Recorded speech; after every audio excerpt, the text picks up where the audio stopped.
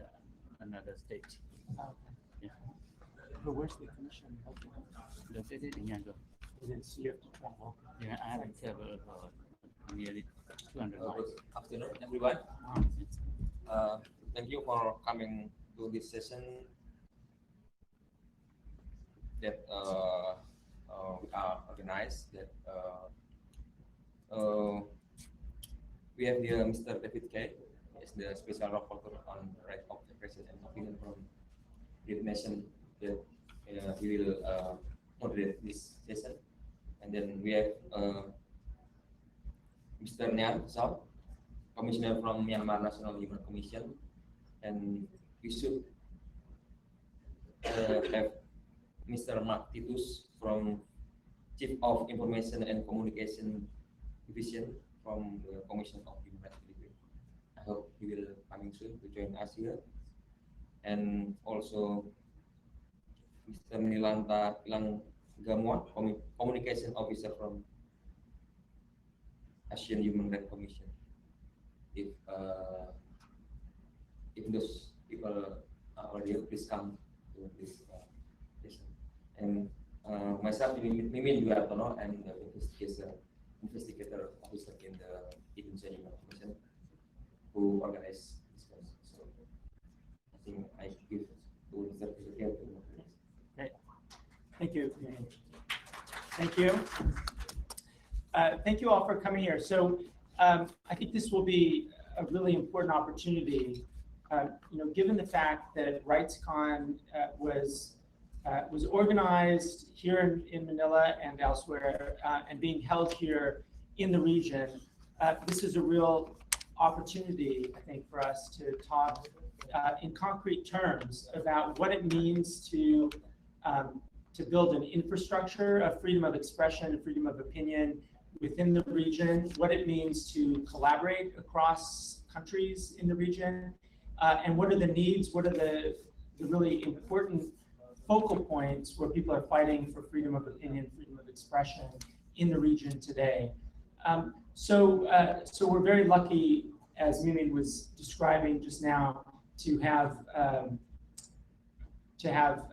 really representatives from Indonesia and Myanmar, two countries where we see a focus on freedom of expression in very different ways, but we also see institution building in very interesting and new ways. So what I thought we would do is our panelists will each speak for up to 10 minutes, not more than that, about the institutions that they come from, to describe a little bit what the infrastructure for human rights is like in their countries. And then after that, we'll talk more specifically about some of the challenges that they face, both online and offline, and very quickly open it up so that we can have a conversation with everybody in the room about your own experiences in the region, your experiences outside the region, whether there are places that we might model the building of infrastructure, looking at places like the Inter-American system, and really trying to figure out if there are models there that might be appropriate to build on in Southeast Asia as well. So why don't I turn it over to Nyan Za first, who will talk about the experience from the perspective of Myanmar's National Human Rights Institution. Good afternoon. I'm Dr. Nyan Za, Commissioner from the Myanmar National Human Rights Commission. Firstly, I would like to tell you about the establishment of Myanmar National Human Rights Commission. It is a very, very new commission in the region. We are established in 2011 with the presidential degree, and then we constitute with 11 members in 2014 to protect and safeguarding of the fundamental rights of the citizen and string in the Constitution of the Republic of the Union of Myanmar. Then moving to the role of NHRM to protect the opinion of and expression in the digital age. According to the Article 19 of the Universal Declaration of Human Rights, everyone has rights to enjoy freedom of opinion and expressions. There is also a provision in the Constitution of our Republic of the Union of Myanmar, Section 354, that every citizen shall be at liberty in the exercise of the following rights, if not contrary to the laws enacted for union, security, prevalence of law and order, community peace and tranquility, or public order and morality, to express and publish freely their convictions and opinions. Further, Section 22A of Myanmar National Human Rights Commission law also includes promoting public awareness of human rights and efforts to combat all forms of discrimination through the provision of information and education. I would like to tell about the internet service in Myanmar. It has been available since 2000, and internet censorship is present through software technology, but is being reduced year by year up to now. The situation of Myanmar telecommunication service is that 1% of the populations are using fixed telephone, and 45.42% of population are using mobile devices. And then only 10% are using the internet. Now Myanmar people can access to the internet through their computers, mobile phone, and through the internet cafes. However, internet connection is not fast. It is sometimes unreliable, and the internet is not accessible through all of Myanmar. The first internet service provider is state. That was Bagan Cybernet, and later become Myanmar Teleport, Vietnam Teleport, and Information Technology Service, and later it's include Red Link Communication and Myanmar Post and Telecommunication. There's also a satellite internet connection is also available from the Skynet satellite television. Now, in 2013, the Telenor Group of Norway and Oracle from Qatar were granted permission to provide mobile and internet services. The Myanmar National Human Rights Commission has accessed the internet since 2012 and created a website in 2013 to support its role to promote and protect the human rights. The Commission uploads its statements, events, and reports to that website, and the Commission has handled the complaints since 4th October 2011, but has not received any complaints to the issue of freedom of expression and privacy in internet, cybercrime, or hacking to violate the right of privacy. There's a law related to that Internet Act, Computer Science Development Law, and Wide Area Network Order, and Electronic Transaction Law. It's adopted in 2004, covers any act detrimental to receiving or sending and distributing any information relating to state security, law and order, community peace and tranquility, national solidarity, national economy, and national culture. Currently in Myanmar, there is freedom of expression and opinion in social media such as Facebook. However, in 2008 to 2019, reporters, bloggers, a photographer, and a former military officer were arrested for posting cartoons, leaking information and photographs, illegally using electronic media, and violation of electronic transactions law, and sentenced to long-term prison.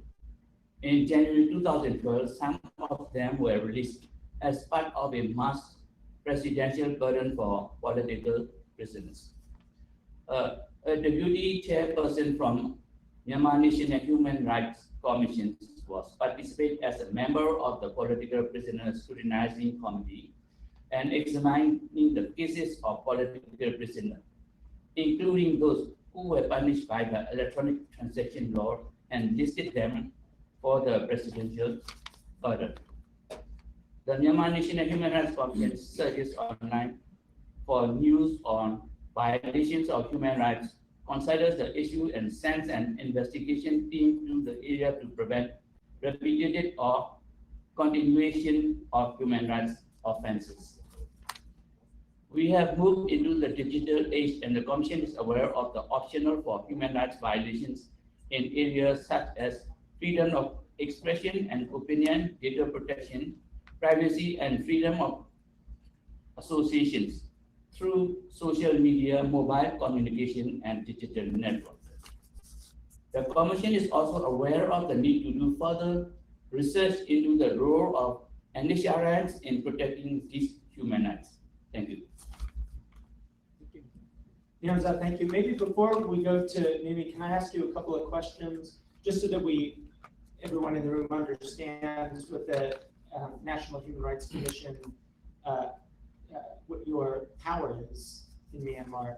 And I guess one question I have before we move to talk about the Indonesian experience is, what is the power of the Commission when you receive a complaint? What is your ability to provide a remedy if you find a violation of any particular norm, whether it's freedom of expression or another particular human right that might be violated? When we receive complaints from any fields, any issues, we examine it with a group of commissions, not individually, and then we recommend it, and then advise, and then send to the concerned ministries or corporations or individuals. And then we are waiting for about 30 days, and we look for the response from the respondents. And then we usually make to go to the civil code or something. Yeah. And then some of them take they compensate or something, they give remedy. We call both parties to our commissions, and then we mediate it, both of them, and they will close the cases. And have you found, first of all, congratulations on creating an institution, and it's a very young institution, so you deserve quite a bit of congratulations for building it, and I imagine you're still at some level in a building phase. Do you feel that you have cooperation from the government and from government agencies, largely, or do you find that you're often fighting against different forces in the country now? I would like to mention that when we going out for the investigations, we can call the witnesses from the military departments. Some of the military officers come to give some statements to our commissions, and also in police forces, and then other government authorities also. They respect to our commissions. Well, thank you, Niamza. So, Mimi, shall we turn to Indonesia? And thanks for organizing our session. Thank you, David, for time. So first, I want to thank you to everybody who come to this session. This is very competitive session, so this coming year, we are really appreciate. So the first one, I would like to give very fundamental or basic thing about why the freedom of opinion and expression is very important, because this is among the important rights that should be protected by the state, because by protecting and fulfilling this right, people can achieve other basic rights. So, and in Indonesia itself, we have around 250 million people, and the people who has access to internet now is around 90 million people. So it's very huge market, is also very huge user, and internet now is become very popular in Indonesia to change people view and also to attract kind of public policy and also to change particular policy which not favorable to the people. So it's not become very popular. However, it is the fact so that criminalization of the person who expressing their view in the internet is now is been increased year by year. So there are more and more people being criminalized because of they posting something, posting their status in the Facebook or Twitter, something like that. And state has obligation to respect freedom of opinion and expression to ensuring that people has freedom to express their opinion and expression.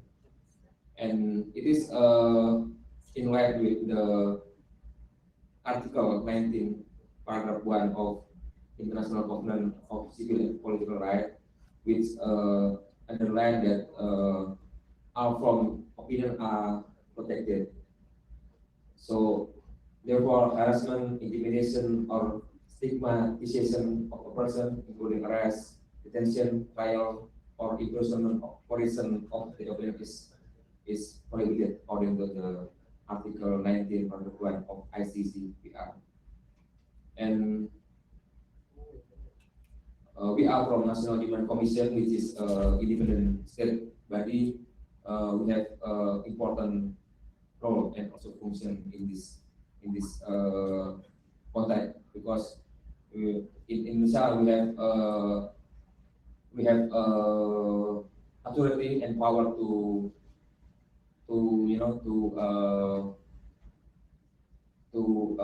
ensure that government will protect, fulfill, and also respect the human right, especially its right to opinion and right of expression. And furthermore, in 2012, there was a UN resolution on promotion, protection, and enjoyment of human rights to internet, which underlined that online expression are protected as well as the offline expression.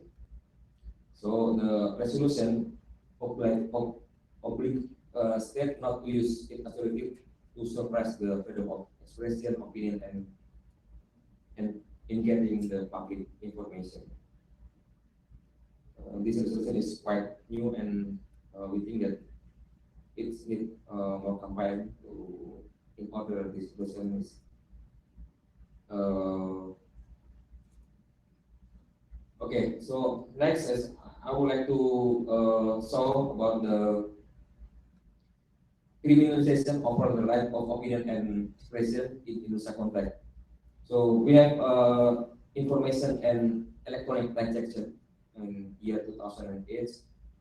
So this law is really controversial one because many people has been criminalized to violate this law.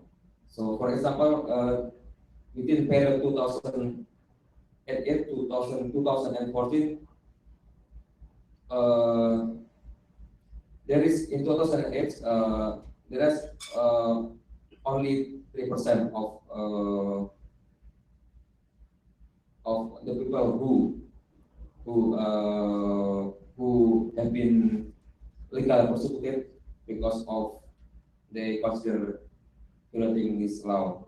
In 2009, 3%, and up to 2013, there was 27% people who legally persecuted because of. And in 2014, there was 72 cases. And then the cases was occur in many places in Indonesia, like we have many regions, and it happened from Aceh in the west part of Indonesia, in Makassar, in Jakarta, and many places in Indonesia. So the problem on this law, among others, there are many problems in this law, Israel, but I want to highlight only one, which is the Article 27, Paragraph 3 of Information and Electronic Communication Law, which said that anyone who distributes and or transmit and or make an electronic file or information accessible in which content of information and or humiliation can be jailed for maximum 6 years and or fined for maximum 1 billion rupiah.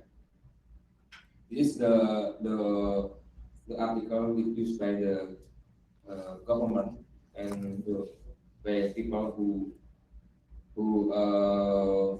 think that their reputation has been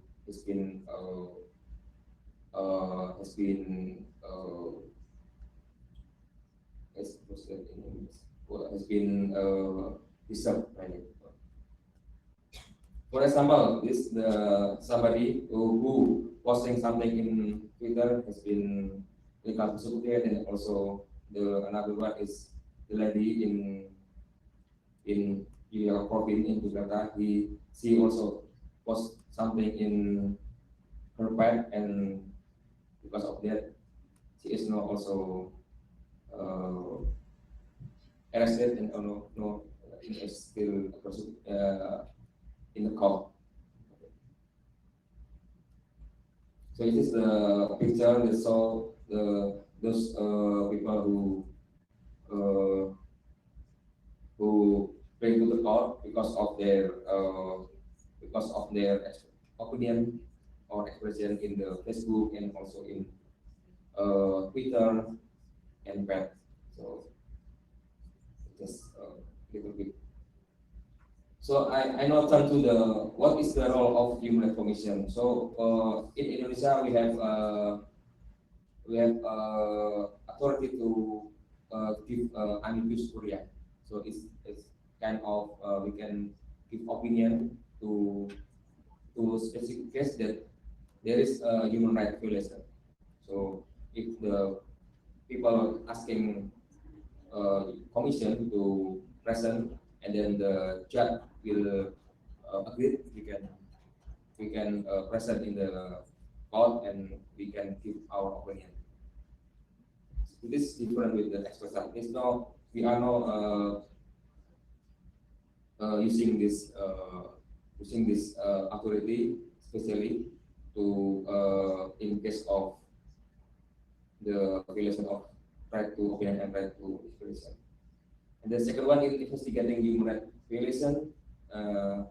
As I said, that the number of cases that regarding with the violation of ICCPR or right to opinion has been increased. So we are now also conducting investigation, and the other one is monitoring human rights situation in Indonesia, particularly, and publishing periodic report. We are receiving complaint every year. We are receiving about 7,000 complaints from Indonesia itself, and some are related with the violation of right to opinion and right of expression. And we also publish recommendation to push remedy and prevent further violation. And this is the most strategic, most urgent agenda is to revise the law on information and communication, because this is the one in which cause people has been criminalized because of their expression, because of their opinion. And then we are campaigning human rights freedom on internet. We need to harmonizing the law to comply with human rights norm and standard.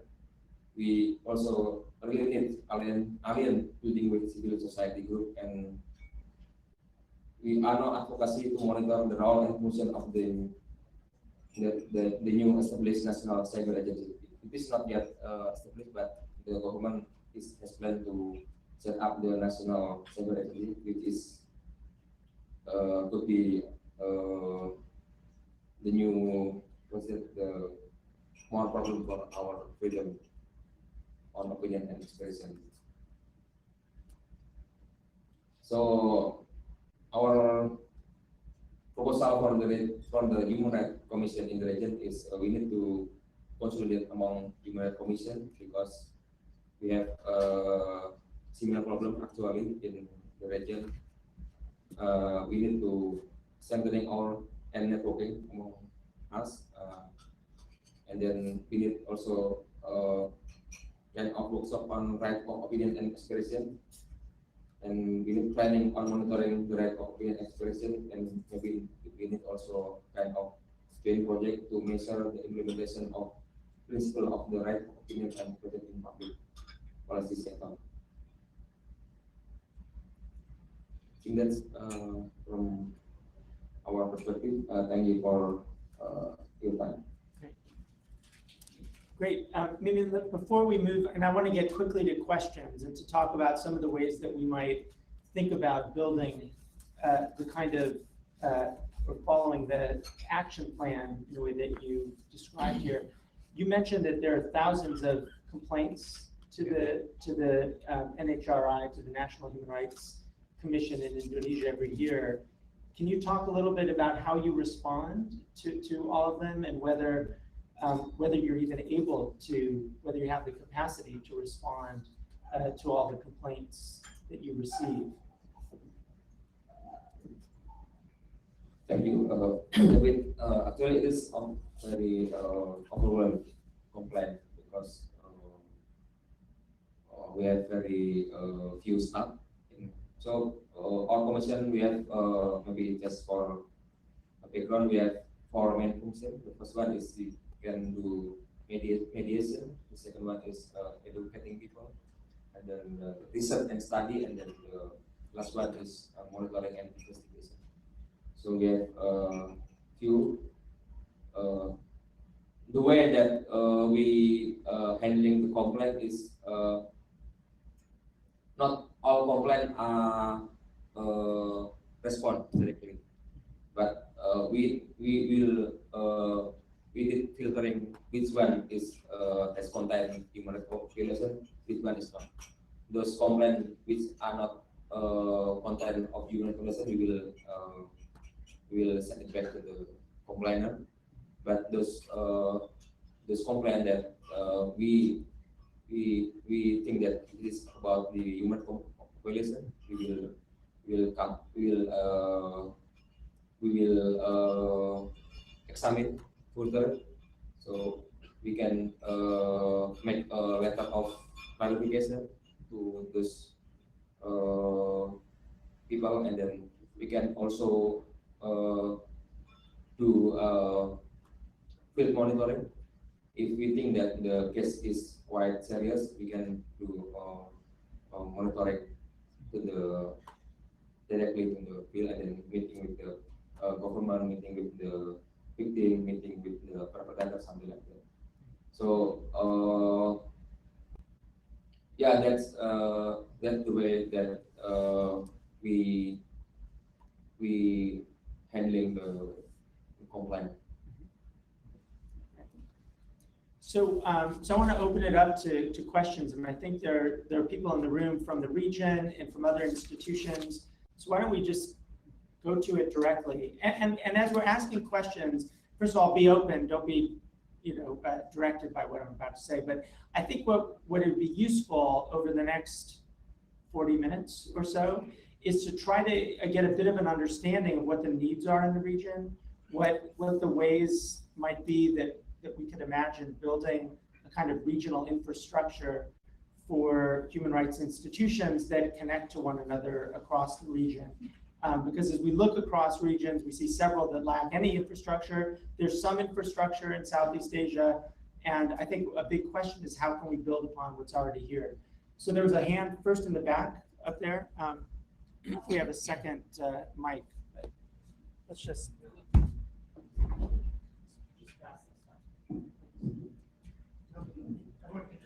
Good afternoon. My name is Gayatri from the Southeast Asian Defense Alliance. So I have 2 questions. One for a friend from Myanmar. How much are you proactive in looking at violations and then initiating your own whether it's investigations or monitoring, or do you wait for complaints to come? That's number one. Second one is, I think if you look at freedom of expression, I think there's a lot of violations that are happening, and how much of the incidents that are related to media, to online expression that you have received or you have initiated to do. I think it's very serious, particularly because the government has introduced a media law, but I think it's violating its own media law. That's my opinion. Second one is for a friend from Indonesia. You talk about the regional plan. Given the fact that the ASEAN Declaration on Human Rights is very, very disappointing, it's substandard when it comes to protections of freedom of expression. It is lower than the UDHR.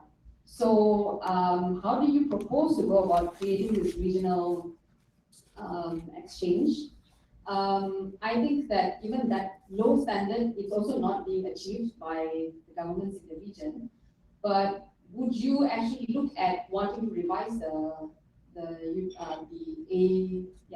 ASEAN Declaration of Human Rights, Article 23? Would that be one of your recommendations to initiate this regional action? First question is proactive activities. You mean in Myanmar, one of the journalists was killed in an area, in a conflict area, and another woman was killed in the contest in the copper mine area. That issue, we have no complaints to our commissions, and we form an investigation team and go out and investigate both of the cases like that. The second one is the electronic transaction law. You mean media law. Even that media law, where we have no complaints on that issue. Most of our commissioners think that is going to according to the law and order. I think, yeah.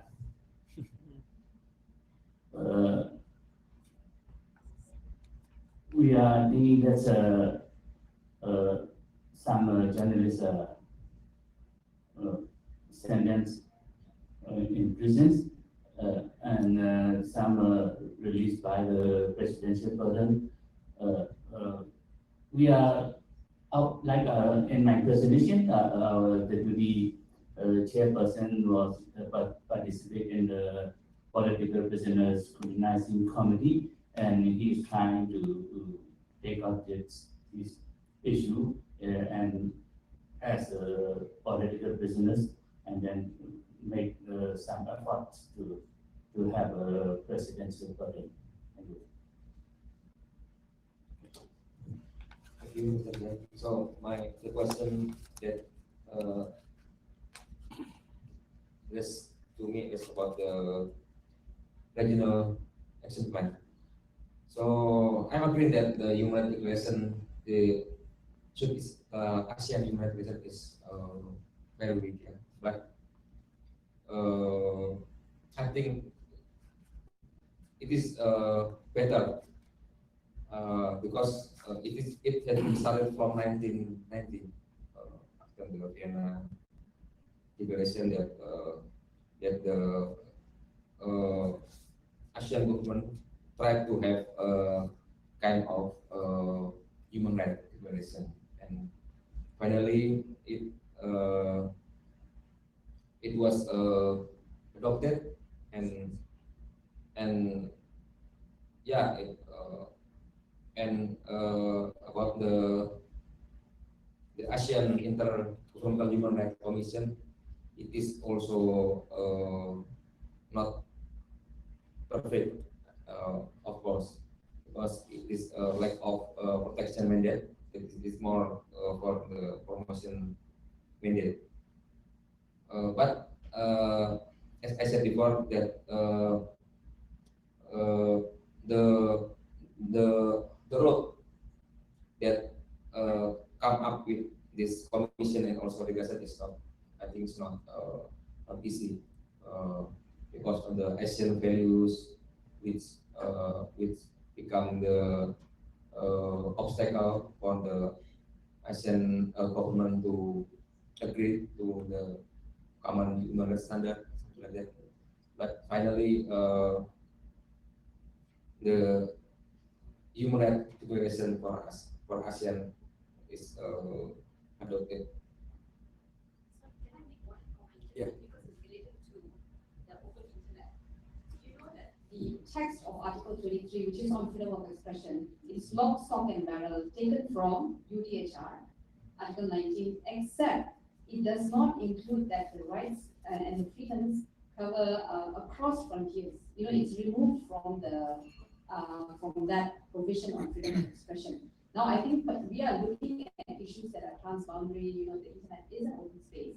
Now, the ASEAN Declaration deliberately removes that part. I don't understand why, and I don't know which governments are the ones that pushed for it. If at all, they were conscious of the implication. I suspect it's an issue of sovereignty, that you still want to control the internet as a sovereign issue. So that's why I'm raising the question of what is the strategy in terms of the regional. So I think that point is very important, especially also for the human rights institutions within the country, not just for IHR, because you have this different stance. So I just want to draw to the point that when it comes to the internet, actually the UDHR basically wants, the ASEAN Declaration wants to retain sovereignty in terms of the internet. Okay, thank you. Frankly, I did not really follow this issue, but since this discussion, so I also invite. I think my colleague is very very well about that. So maybe you can share because frankly I don't really understand about that issue. Yeah, please if you.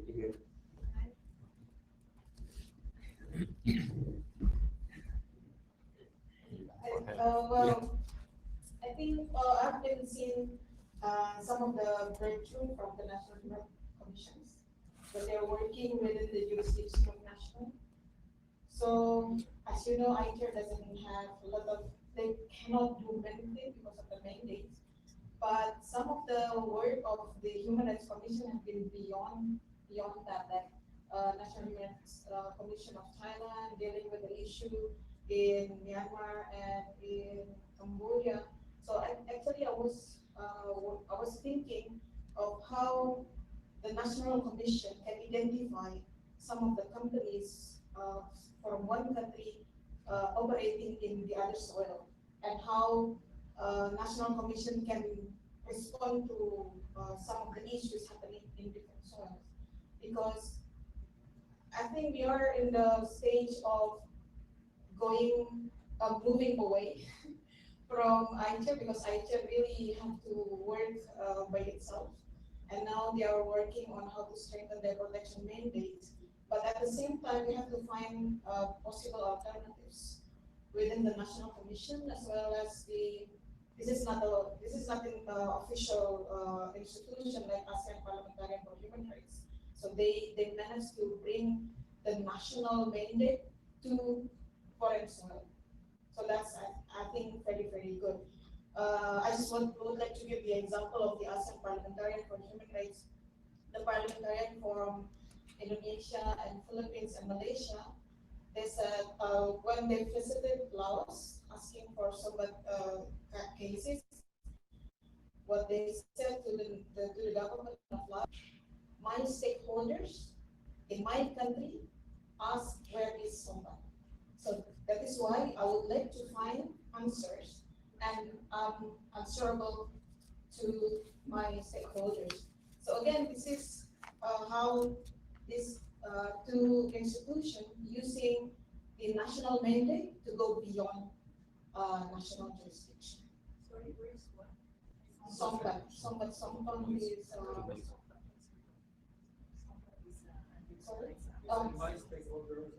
my stakeholders in my country ask where is Sombat. So is a development activists working on development issues in Laos who were missing. Yeah. Sorry, I thought everyone know what Sombat, because it's very famous after he got missing. So again, this is one of the example of how national organization with national jurisdiction can go beyond their national. But I don't want to make any comments on ICHIP because we don't want to. Yeah, but I think the question next, you can. Good afternoon. My name is Amiha Nabueva. I'm from the Child Rights Coalition Asia. And the reason I want to speak is because if you look at the numbers of people who are in the internet, I think you'll notice that a lot of them are actually youth and children. And that's why it's very important to make sure that we actually ensure the freedom to be heard, Article 12 of UNCRC for children. And I think I would really encourage the National Human Rights Commissions to take this into account. I know that the Philippine Human Rights Commission has a Center for Children's Rights. And I hope the other human rights commissions will also take special interest on children. But for the special rapporteur, I want to flag this is very important that we actually help to promote the right of children to be heard and to participate. And oftentimes, it might come to the point that the children, when they talk about what concerns them, they might actually question the conditions in which the children live. And this is where I start to get worried. Because when children live in societies where there's very high incidence of violence, and the state has a responsibility to protect children from violence, and they ask, why is our society violent? I hope they will not be put into question for questioning the state of national security, for example. Or when children want to express their personality and they're still going through the stage of trying to explore their sexuality, for example, and they voice their concerns about this, I hope it doesn't become a question of public morality. So this is my concern. We have to make sure that we do promote that more children become active and they're already in the internet, but that they use it in a very productive and constructive way. And at the same time, I would like to remind that we have a responsibility to protect them from harmful content as well. So I hope that the special rapporteur will take this into account, that you place a special part in your report about the situation of children. Because I'm particularly working on promoting children's participation, especially in matters that affect them. But everything affects children, the quality of health services, the way prisons are run. I mean, just to say some of the key things, like when there's demolition of urban poor settlements, this all affects children, and children have a right to say something. But I think we have to make sure that children are not going to be penalized for speaking out. Thank you.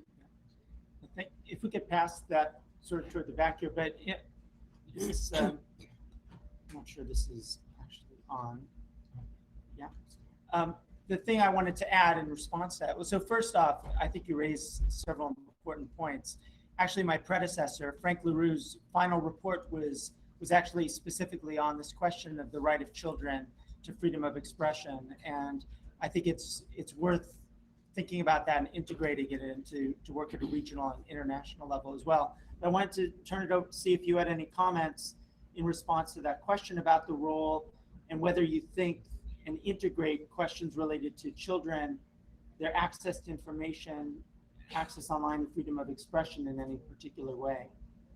If you have a response to that. Just a little bit respond. I hope it will be met with what your expectation.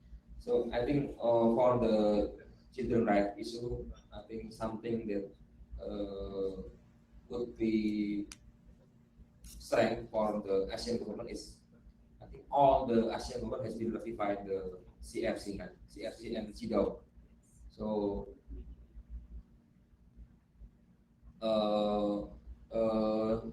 different with ICCPR, with the ICSCR, not all government yet ratified, but for CFC, all the ASEAN government has been ratified. I think that could be pushing factor how to maybe get to do advocacy for the digital right protection in terms of the right of opinion expression. They think that could be good. Hello, my name is Miriam from Indonesia. First of all, I would like to say that I really respect your initiative, National Rights Indonesia, organized this event, and the last Internet Governance Forum, also chairperson of National Commission of Freedom Rights Indonesia, attend the forum and then speak about freedom of expressing the internet use in Bali. So I really want to ask about the implementation on national level in terms of internet governance. Because I think internet governance it will relate to government, civil society, academic sector, and corporates and others, multi-stakeholders. So if there's a case about blocking or filtering, for example, how is your role in this case if the society wanted to bring the case into the court? Because right now there's a debate about a legal protection on internet should be under the law that has been exist, or we should need to create new law, cyber law. And how is your role in this case if, for example, civil society won arbitrage process, or do you have recommendation how to solve this kind of issue for Indonesia context with someone? And the second is about child protection. Censorship and blocking is always under the name of child protection. But on the last Internet Governance Forum, there's a young people policy saying that we actually don't want to be used as a reason for blocking and filtering. We also want to have access about sexuality. How is it to be gay, lesbian, for example? And so somehow I feel that how is it to be you as a mediator between the government and the civil society to bridging this issue? And the last issue happened is about surveillance, how Australian government actually spying Indonesian government communities and civil society communities in Indonesia. How do you work with international level of internet governance, for example, ICANN? I mean, yeah. So I would like to ask more about how you roll in internet governance. Thank you. Okay, thank you for the question. So the first one is about legal protection for the internet user. So this the thing that I mentioned before, that the problem is the existing of the information and transaction the electronic transaction law, which is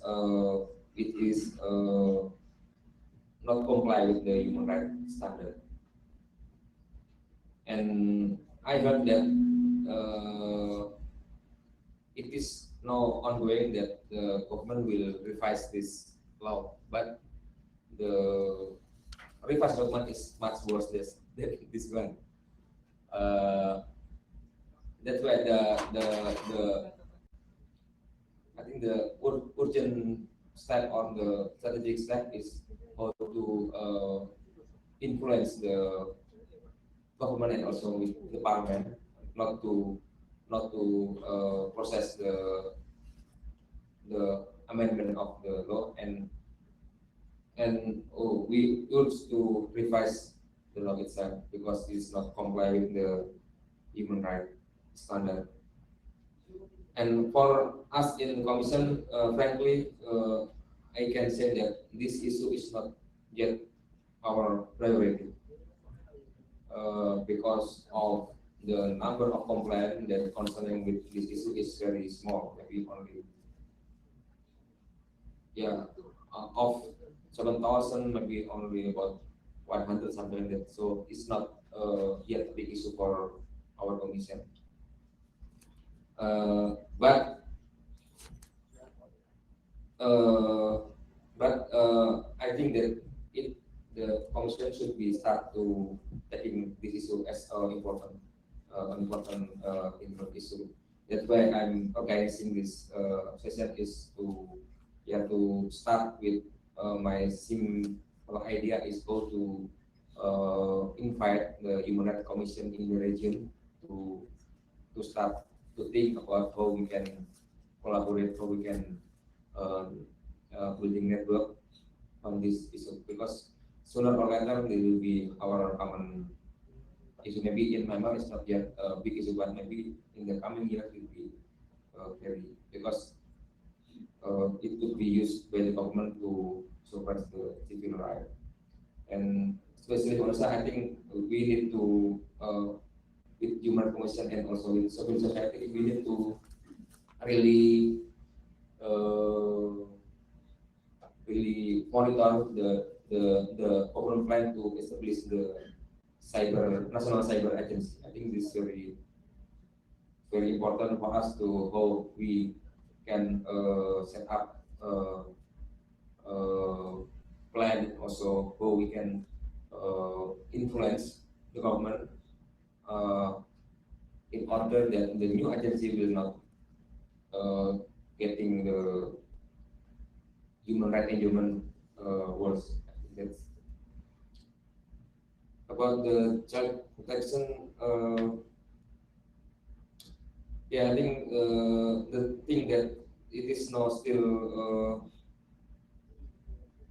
challenge for Indonesia itself, including the Commission, is about the culture and also the relativity of human rights. So people still said that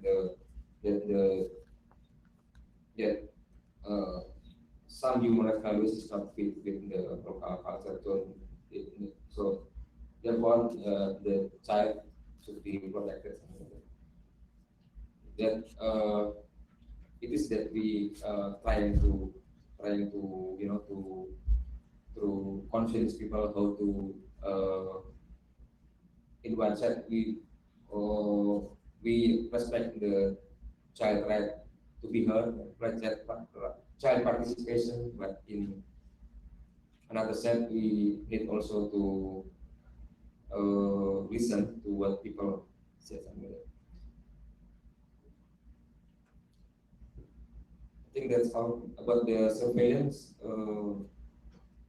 I don't know about this because it's beyond my capacity as well. But and I think as far I know, because I'm in the investigation division, we don't have this complaint concerning with the surveillance. Do you have a question here? Or, yeah? Oh, you got the mic. Great. I'm Juliana from the Article 19 office. I would like to raise a question, three questions to Myanmar Human Rights Commissioner. The first one is over 100 peaceful student protesters arrested in March brutally by the police. And how do you think of its violation to freedom of expression or not? This is the first question. And another two question is, Aurelio, he's a reporter and he was arrested because he's uploaded photo, and now he is free. Even though he is free, his Facebook and his phone are controlled by the government. And now there's also the student protester, the leader of the student protester, their phone and their Facebook account are now used by the police. How do you think of it? Is the violation to the right to privacy or not? And the third question is, what is your Human Rights Commission's plan to solve this problem?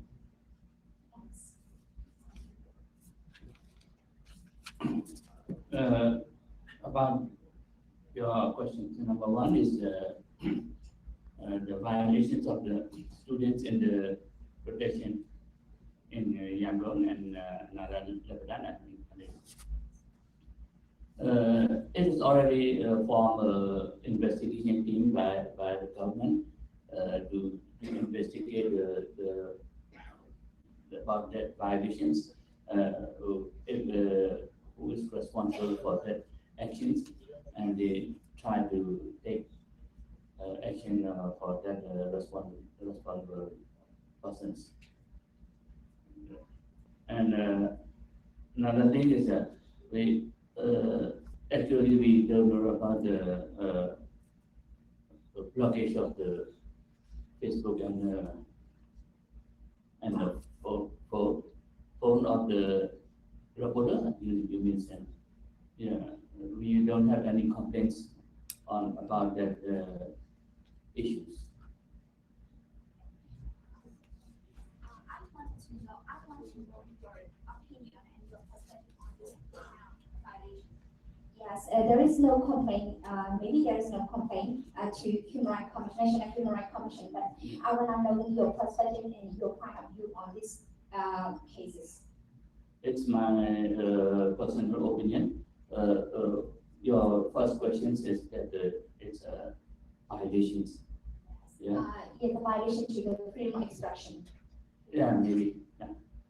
Number two is it may be violations to the freedom of privacy. Yeah. Right, privacy. Yeah. So there is no complaint. That's why we don't have any plan to solve this problem. I mean, to solve these cases, right? About this digital issue. This is a very new issue for our commissions, and I'm the only one trying to understanding and learn some lessons from this conference also. I guess, I mean, so I think one of the things you're trying to get at, and one of the, maybe a disconnect here is, and I think there's variation across the region as to the authority that different national human rights institutions have to act without having a basis for a complaint. And I guess maybe the question here is, in the context of the Myanmar Human Rights Institution, you only act in relationship to or in reaction to a specific complaint that's brought to you. That's right? So, right, there may be a question about expanding jurisdiction in some cases for human rights institutions as well, but it may leave some institutions in a situation where their particular opinion may be one thing, but they don't have the jurisdiction to do anything about it, which might be one of the big problems for some of them. Yeah, so we have a question here. Conrad from Myanmar Center for Responsible Business. Just to kind of piggyback off of Jane's question, now that there are 3 mobile operators in Myanmar, have you had any communication or dialogue with those companies about serving as a potential resource, given the current lack of legislation on lawful interception or wiretapping? So this morning in our session, we heard many similar things about activists having their phones hacked or stolen and taken away. Do you see an opportunity for partnership with the mobile operators, MPT, Telenor, and Ooredoo? Like I already stated that we are not no contact with the new operators from Myanmar, like MPP and also Ooredoo and Telenor. And so this is a very new issue for our commissions, and later on we will try to handle on this issue also. Because in our commissions we cannot decide to take action in an issue. We have to compromise all our commissioners in the commissions and decide if this issue will be investigated, this issue will be communicated or not. Yeah. Yeah, it seems at the moment the operators have said that they have received some legitimate requests from the telecom regulator for information, missing persons case, human trafficking, drug cases. But kind of given this morning, it seems that there might be an opportunity to have dialogue around that issue. I think the companies are interested in having a way to serve this grievances from their customers or users.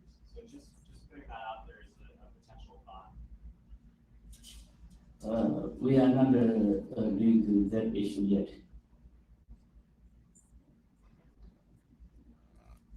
Let's go to the very back first.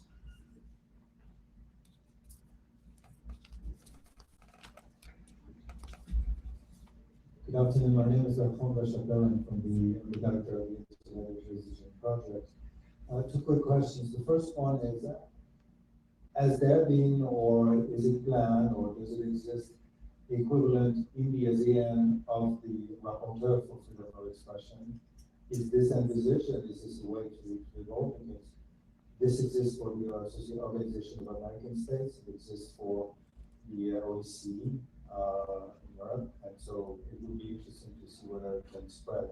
The second question is related to the comment on the ASEAN Declaration. I find it extremely interesting that the transborder dimension is being removed at the very same time when a lot of countries are making as many efforts as possible to apply their own laws extraterritorially. So in a strange way, there is this disconnect between the notion that access should be restricted, but at the same time, the law that is very specific to the country should potentially apply to other to actors who are outside of the country. How is this perceived in the region, and is this a leverage that can help improve the situation? I think the disconnect. Yeah. Those are two very good questions. Maybe I just start with the first one, and then Mimi, if you want to address them. I think this is the problem that was first asked at the beginning, which is if you start to institutionalize something, what's the basis, what's the legal basis for the institutionalization? And if you do it on the basis of the ASEAN charter, human rights charter, then you risk locking in a limited mandate, and maybe a mandate that actually is enforcing rules that we don't want to see enforced. So, I mean, I think one of the questions for the region really is to determine whether maybe it's civil society acting first on the basis of the Universal Declaration and the ICCPR and other instruments of international law that touch on freedom of expression, like the Convention on the Rights of the Child, whether that can be the basis for civil society stepping up first to create a kind of regional forum for this kind of discussion that down the road may lead to something that then the states adopt. And you know, we've seen different kinds of institutionalized forum develop for, after the lead of civil society. And we've also seen them develop in places that you wouldn't have thought they might develop. And the Inter-American system is a really good example, where you saw the regionalization develop at a time when you wouldn't have thought it developed, and it's actually a very rich and important source of international law and regional law today. So I think that should be on the table, a regional rapporteur. And you left out Africa as well. There's a rapporteur in the African system as well, and certainly this region deserves it. Whether it would be something that could be based on the existing regional framework is another question, but it's, I think, very risky. But maybe you can talk a little bit about what that regional framework might look like, and whether it might include a kind of a regional rapporteur. Thank you. I think that's a good point. Yeah. If we get to the history in the creation of the Regional Human Rights Commission in Southeast Asia, there was a very strong collaboration between the Human Rights Commission and the civil society organization. At that time, there was Indonesian Human Rights Commission and Philippines, I think, among few who really advocate that the creation of the Regional Human Rights Commission in Asia was necessary. And for my view, that the creation of the ASEAN Human Rights Declaration, also the I chair, was really led by the CSO, because I was involved in CSO before joining the Komnas HAM. So I quite knew that the GSO network in ASEAN is really powerful. So, and of course, the GSO need to work further to the creation how to strengthening the Asia, and also maybe there is also need or maybe Asian human rights code, something like that, because we don't have yet the regional mechanism to address the human violation. For example, there is already in Europe, in Africa, and also in Latin America, but we don't have yet in ASEAN. Maybe if